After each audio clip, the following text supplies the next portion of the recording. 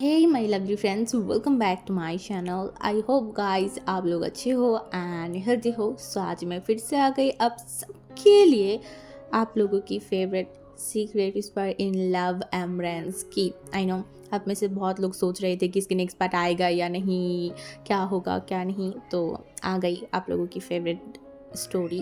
तो अगर आपको मेरी ये वाली स्टोरी पसंद आई तो प्लीज़ आप लोग मेरे चैनल को सब्सक्राइब करना, मेरे वीडियो पर लाइक करना, कमेंट करना, साथ में ज़रूर अपनी फ्रेंड्स के साथ शेयर कर देना। हाँ, और एक कमेंट की बात करती हूँ। तो किसी ने कमेंट करके मुझे बताया था, दी आपकी प्लान क्या है, क्या आप हमें नोबेल लवर बनाना चाहते हो? तो मैं उनको वो कमेंट की रिप्लाई तो वहाँ पे नहीं दे पाई थी। बट अगर मैं कर सकती हूँ, आप लोगों को नोबेल लवर बना सकती हूँ, नोबेल के ऊपर एडिक्टेड करवा सकती हूँ, तो डेफिनेटली मैं वो करूँगी। क्योंकि नोबेल पढ़ना अच्छी बात है, नॉलेज गेन होता है, अच्छा भी लगता है। तो मैं चाहती हूँ कि अगर मेरे ज़रिए आप लोग नोवेल एडिक्टेड बन सकते हो तो व्हाई नॉट। ये तो मेरे लिए बहुत अच्छी बात है, क्योंकि सब नोवेल एडिक्टेड बने, मैं नोवेल लवर हूँ, मैं यही चाहूँगी ना। तो इतना ही था। आई होप जिन्होंने कमेंट किया था उनको उनकी रिप्लाई मिल गया होगा। तो अब ज़्यादा बात नहीं करती, चलो वीडियो स्टार्ट करते हैं। जिस भांगजी ब्रदर को लेके वो लाखों करोड़ों हज़ारों सपने बुन रहा था, वही भांगजी ब्रदर के सीने के ऊपर, उनकी दिल के ऊपर सर रख के पूरा रात विंग सोया था। वो वांग जी की तरफ देखा, उसकी आंखों में आंसू आ गया था। क्या ऐसा हर दिन नहीं हो सकता? क्या क्या ये लास्ट है? इसके बाद क्या ये मौका उसे कभी नहीं मिल सकता? उसे उसे चाहिए, उसे इस इंसान के दिल के ऊपर अपने हक चाहिए।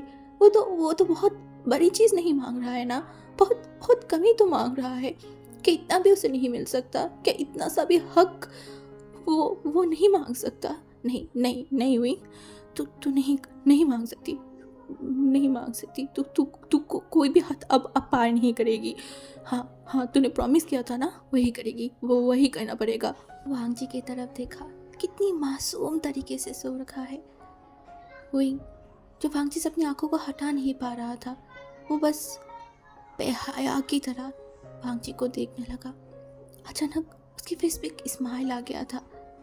हाँ, वो वो बस इस इंसान को देखना चाहता है, अपने सामने रखना चाहता है, अपने करीब रखना चाहता है।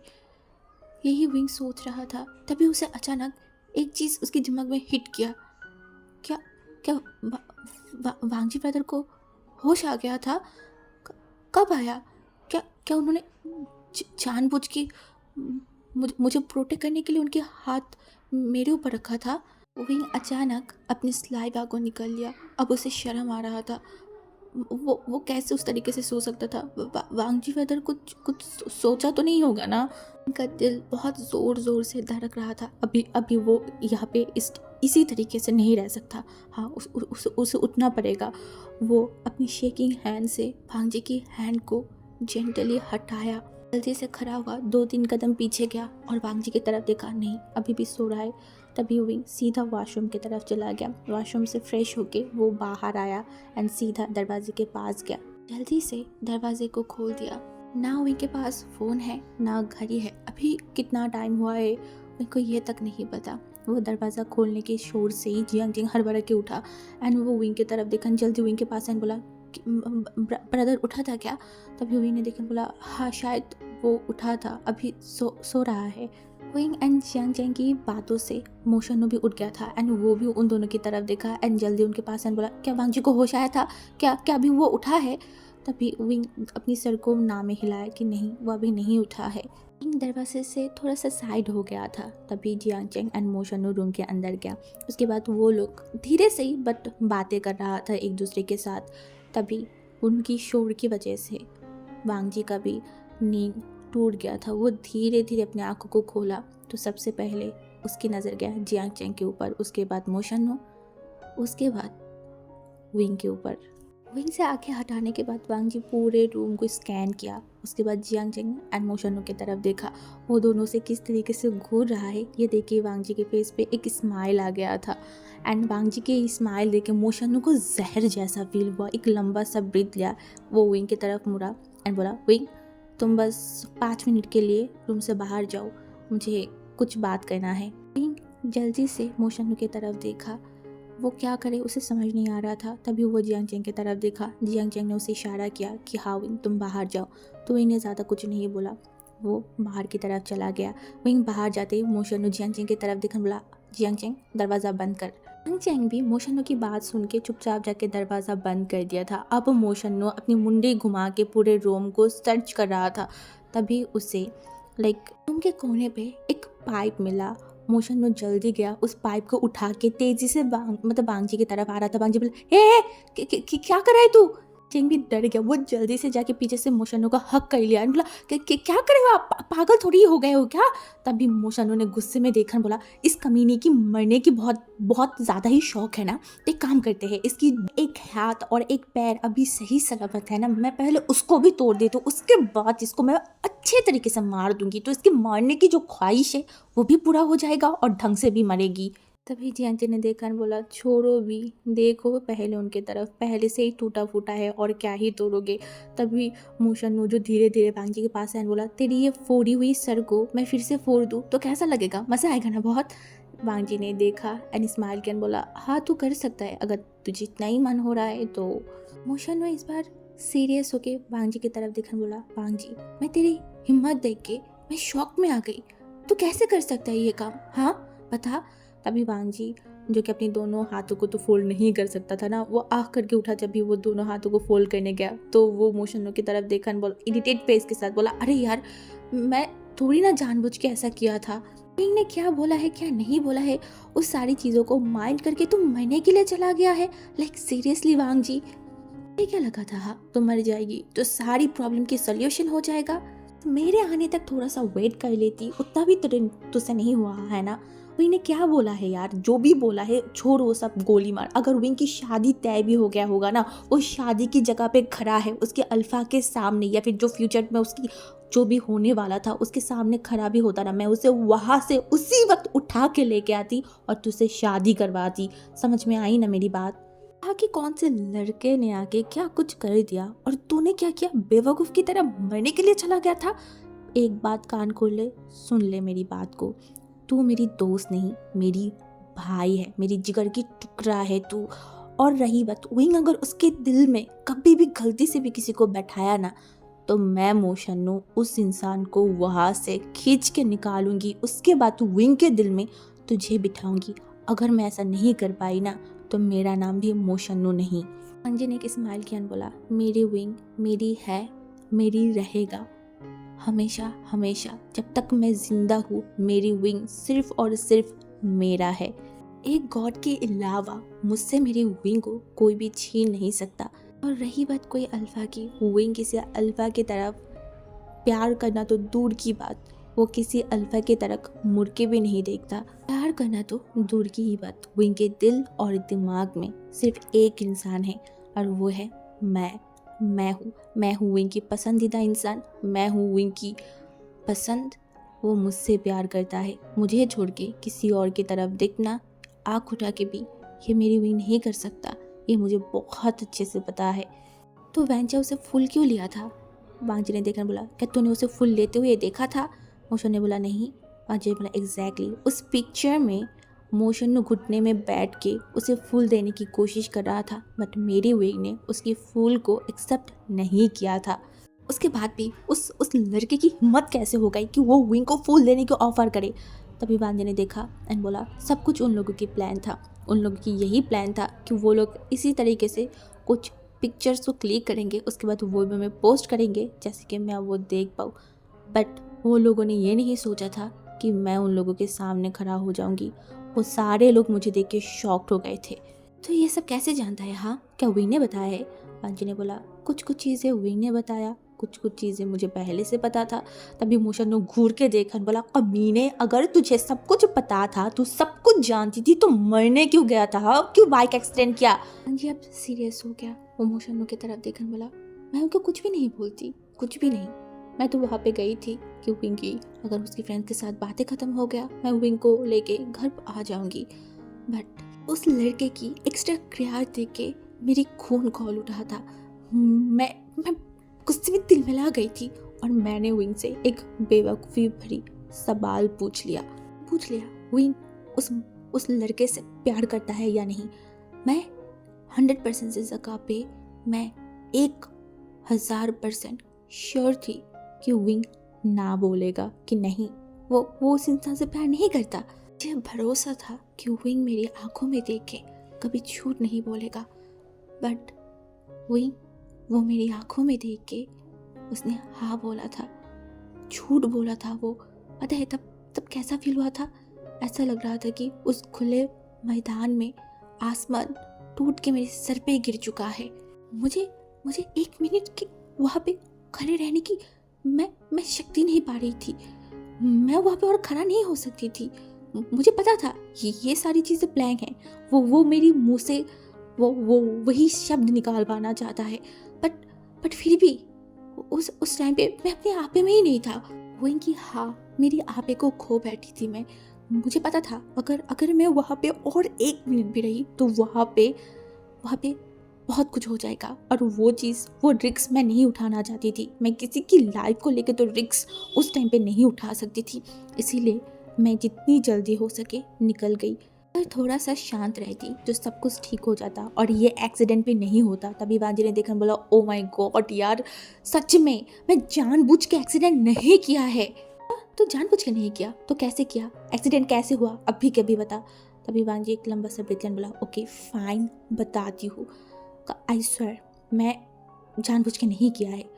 पहले से मेरा दिमाग बहुत ख़राब था। मैं बहुत स्पीड से बाइक चला रही थी। मेरा आपा इतना ख़राब था कि मैं एक सुनसान जगह पे चली गई थी कि मैं वहाँ पे अगर तेज़ से बाइक चलाऊंगी या फिर थोड़ा सा शांत जगह पे जाऊंगी तो मेरा गुस्सा कंट्रोल हो जाएगा। मैं उसी तरीके से चला रही थी फुल स्पीड पे बाइक। तभी पता नहीं एक पागल कहाँ से आ गया। वो अचानक से, पागल के बारे में तो पता ही है, वो उनकी दिमाग तो सही नहीं है, वो क्या करता है उनको खुद नहीं पता।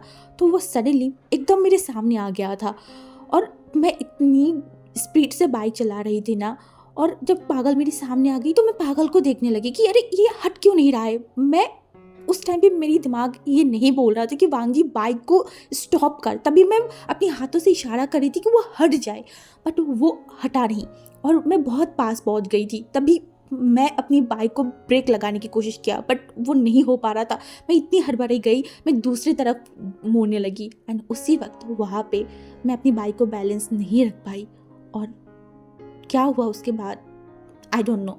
चैन ने एक लंबा सा ब्रीथ लिया एंड बोला, कल बड़े पापा ने कुछ बोला नहीं था, बट आज उनको आने दो, आपकी खैर नहीं। तभी बांजी ने देखकर बोला, जी जैन की तरफ देखकर बोला, वेल तूने उन लोगों के साथ कुछ किया तो नहीं है ना?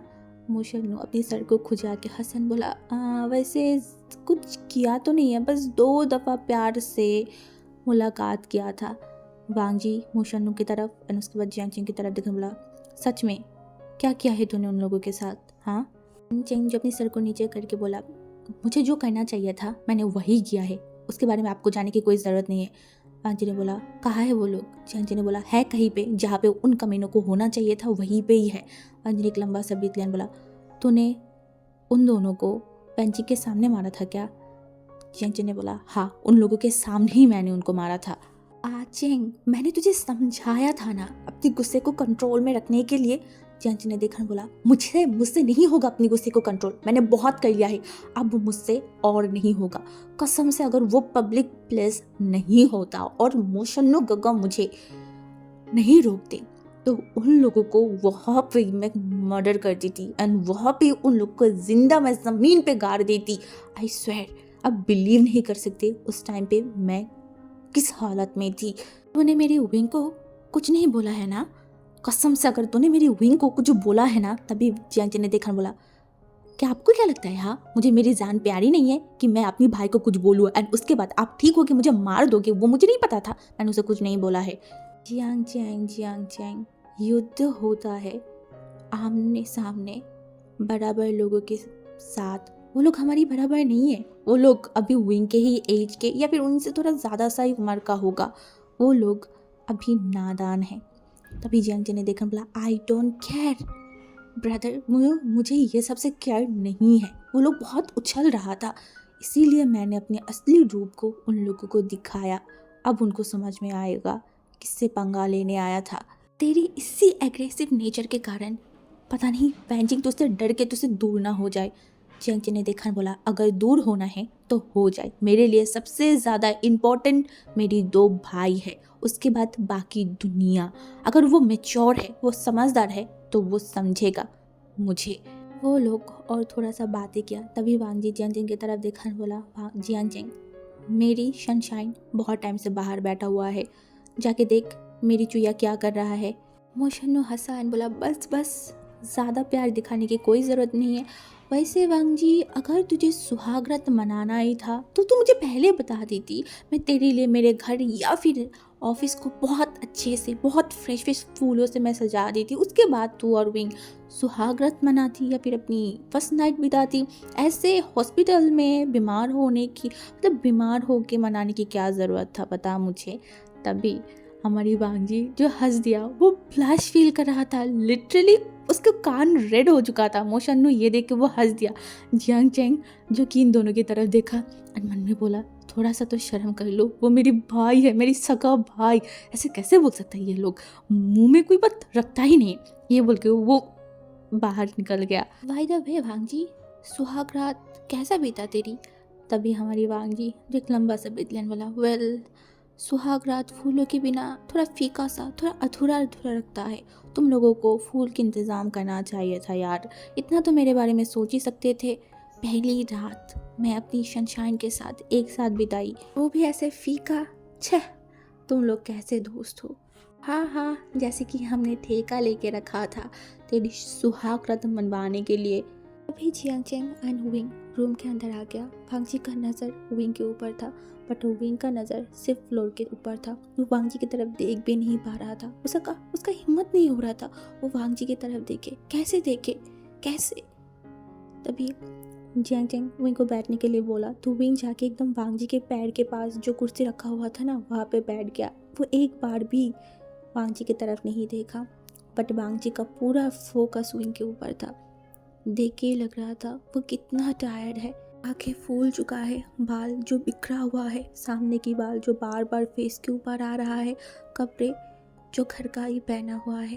वांग जी को बहुत दया आया विंग के ऊपर, मन में वो 2-4 गाली अपने आप को भी दिया। बट वो जब विंग को देखने लगा ना, तो मोशन्नो एंड जो जियांग चैंग था वो लोग बाहर चले गए थे कुछ खाने लाने के लिए। तो हमारी वांग जी जो विंग को देख रहा था, तभी उस रूम में एंट्री हुआ mister Lan, missus Lan, madam you and बाकी लोगों की। वो तो होश आ ही गया तुम्हें। वांग जी सिर्फ हंसा। तभी उसके डैड ने बोला, तुमने डिसाइड करके रखा है ना कि हाँ, ये आधी उम्र में आके तुम्हारी फादर को और तुम्हारी मॉम को ढंग से जीने नहीं दोगे। हाँ, तुम्हें पता भी है तुम्हारे लिए हम कितनी ज़्यादा परेशान हो गए थे, थोड़ी शांति हमें मिल सकता है। हाँ बताओ, वो तुम्हारी दूसरा ब्रदर कहाँ है। हाँ, तभी जो वांग जी था उसने बोला, खाना लेने गया है। उसने बोला, हाँ, तुम्हारी एज पे मैं अपनी बिजनेस को संभाल रही थी, मेरे परिवार को संभाल रही थी, और तुम दोनों भाई कर क्या रहे हो। आज तुम एक्सीडेंट कर रहे हो, 2 दिन बाद जियांग चैंग एक्सीडेंट करेगा। क्या तुम लोग हमें सुकून से जीने नहीं दोगे क्या, हमेशा परेशान करके रखोगे। तभी वांग जी बोल उठा, जियांग चैंग तू गलती से भी एक्सीडेंट मत करना, ठीक है ना। जियांग चैंग ने बोला, हाँ ठीक है। तभी जो मिस्टर लैन था ना, वो पीछे मुड़ के देखा तो जियांग चैंग अंदर आ गया था। तभी जियांग चैंग बोलो था, हाँ हाँ, मैं अपनी जान दे दूंगी फिर भी एक्सीडेंट नहीं करूंगी। तो मिस्टर लैन घूर के देखकर बोला, सुनो सुनो तुम लोग इस बेवकूफ़ की बातें, ये जान दे देगा फिर भी एक्सीडेंट नहीं करेगा। ओह गॉड, मैं किस किस बेवकूफ़ को लेके चल रही हूँ। तभी जियांग चैंग हंस दिया, वांग जी भी हंस रहा था। तभी मैडम लैन ने बोला, अरे बस करो, अभी खाना खा लो सब लोग। तो सब लोग जो है ना वो बैठ गए थे। डॉक्टर आया, वांग जी के चेकअप किया, फिर वो वहाँ पे चला गया। एंड वांग जी की जो मदर है मिसेस यू, तो मिसेस लैन, वो वांग जी को थोड़ा हाथ मुंह धुला रहा था, बट विंग अभी भी वहाँ पे चुपचाप बैठा हुआ था। वो कुछ भी नहीं बोल पा रहा था, उसका हिम्मत नहीं हो रहा था वो वांग जी की तरफ देखने के लिए। उसके बाद मैडम यू जो कि बैठा हुआ था एंड मिसेस लैन वांग जी को अपने हाथों से खिला रहा था। तभी मैडम ने बोला, विंग कुछ खा लो। विंग ने बोला, नहीं मेरा मन नहीं है, मैं अभी नहीं खाना चाहती। मैडम ने बोला, विंग तुम रात में भी ढंग से कुछ नहीं खाए थे, अभी खा लो। विंग ने बोला, नहीं मैं नहीं खाऊंगी। तभी वांग जी जियांग चैंग को इशारा किया, या जियांग चैंग उठ के खड़ा हुआ एंड वो विंग के पास चला गया एंड विंग की तरफ देखकर बोला, अपने मुंह खोलो। विंग ने बोला, पर मुझे नहीं खाना। तभी जियांग चैंग ने बोला, मैंने बोला है अपने मुंह खोलो। जो जियांग चैंग की तरफ देखा, जियांग चैंग ने इशारा किया तो विंग चुपचाप खाने लगा। उसके बाद विंग को खाना खिलाने के बाद वहाँ मतलब जो जियांग चिंग है वो अपनी भी खाना खा लिया था। उसके बाद सब लोग चुपचाप बैठे ही हुए थे। तभी वहाँ पे वांग जी के आंटी और ली हुआ आया एंड उन दोनों को देख के सारे लोग शॉक्ड हो गए थे। मिस्टर ली ने देखा, बोला तुम लोग यहाँ। तभी जो मतलब उनकी बहन था ना मिस्टर लैन की, वो अपने भाई को देख के सर को नीचा कर लिया एंड बोला आप कैसे हैं, बट उन्होंने कुछ जवाब नहीं दिया। तभी लीवा ने बोला वो एक्चुअली मुझे पता चला वांगजी ब्रदर के बारे में, इसीलिए मैं यहाँ पे आ गई। तभी मिस्टर लैन ने देखा बोला पर तुम लोगों को कैसे पता। तो लीवा ने बोला वो मेरे भाई ने बताया है। तभी मिसेस लैन जो अपनी मतलब हस्बैंड की तरफ देखा एंड फिर लीवा की तरफ देखा, बोला आप लोग अंदर आइए। तो सारे लोग अंदर आ गए थे। तभी वांग जी की जो आंटी है वो वांग जी की तरफ देखा, बोला तुम कैसे हो, ठीक हो ना। तभी वांग जी अपनी सर को नोट किया। फिर से मिस्टर लैन ने देखा, बोला वैसे तुम्हारी भाई है कौन। तभी लिहुआ ने अपनी ब्रदर शुयांग की तरफ देखा, क्योंकि शुयांग भी वहाँ पे आ गया था ना। तभी उसने बोला शुयांग मेरी भाई है। सारे लोग शॉक। मिसेस लैन सबसे ज़्यादा शॉक था। वो एक बार वांग जी की तरफ, एक बार शुयांग की तरफ, एक बार लिहुआ की तरफ देख रहा था। तभी मिस्टर जो लैन था ना वो शुयांग की तरफ देखा, बोला ये तुम्हारी बहन लगता है। लिहो ने बोला हाँ ये मेरी भाई लगता है। तभी शुयांग ने भी बोला हाँ वो मेरी बहन लगता है। उसने बोला कैसे। तभी शुयांग ने बोला अंकल वो मेरी सगी बहन है, मेरी छोटी बहन लिहुआ। मिसेस लैन एंड मैडम एक दूसरे की तरफ मतलब देख रहे थे। तभी मिसेस लैन ने बोला तुम अगर मतलब शुयांग की बहन थे तो तुमने हमें कभी बताया क्यों नहीं। तभी लिहो ने देखा, बोला वो आंटी कभी बात आया ही नहीं कि मैं जानती हूँ या फिर नहीं, तो इसलिए कभी बोला नहीं हुआ, आगे से क्या ही बोलती। तभी मिसेस लैन ने बोला ओ ओके तुम वांग जी को जानते थे ना। तभी मतलब लीवा ने बोला हाँ थोड़ा बहुत मैं उनको जानती थी, पर तुम्हें तो विंग के लिए जियांग चिंग लाया था ना। तभी लियो ने बोला हाँ उन्होंने ही मुझे लाया था। एक्चुअली मैं और जियांग चिंग ब्रदर जो है ना एक प्रोग्राम में मिले थे, तो वहाँ पे उन्होंने मुझे बताया कि मतलब वो मेरे भाई को जानता है, तो मैं भी मतलब उनसे बात करने लगी। तो बात के बीच में उन्होंने बताया कि उनको विंग के लिए एक टीचर चाहिए, और मैंने सोचा कि वाई नॉट विंग को मैं ही पढ़ा लेती हूँ। तो इस वजह से एक्चुअली मैं विंग को पढ़ाना स्टार्ट किया। उसके बाद एक एक करके बहुत सारे क्वेश्चन करा जा रहा था लियुहा को, एंड लियुहा बहुत समझदार तरीके से हर एक क्वेश्चन की बहुत अच्छे तरीके से रिप्लाई दिया। उसके बाद देखते ही देखते टाइम बीतता जा रहा था एंड बाकी लोग जो कि आई वन जिंगी वो लोग घर पे पहुंच मतलब चले गए थे। एंड अंकल जो वहाँ पे बैठा हुआ था, तभी जो लियुहा था ना उन्होंने देखा, बोला अभी हमें जाना चाहिए, बहुत टाइम हो गया है। अभी जिन ने बोला हाँ चलो मैं तुम दोनों को छोड़ के आती हूँ। ये बोल के वो जाने ही लगा। तभी पीछे से मिस्टर लैन जो लियुहा की तरफ देखा एंड बोला हमारे घर पे आना। तो वो रुक गया, पीछे मुड़ के देखा। तभी लियुहा की तरफ देखा एंड बोला तुम अपनी इन लॉज अपनी सास ससुर सबको लेके हमारे घर पे आना। तभी लियुहा ने एक स्माइल किया, बोला हाँ ज़रूर ज़रूर आऊँगी।